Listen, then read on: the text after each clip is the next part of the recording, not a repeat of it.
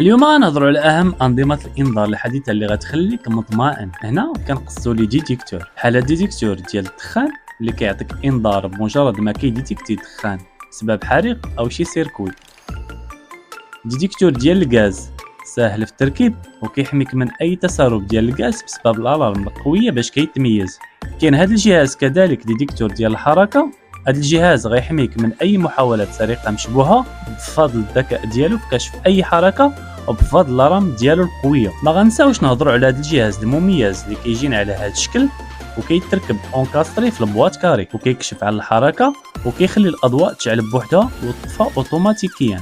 عندنا كذلك هاد الدويه ديتيكتور اللي كتكشف الحركه بمجرد ما ندخلوا للمكان وكتخلي الضوء يشعل وكيطفى اوتوماتيكيا وسهله في التركيب.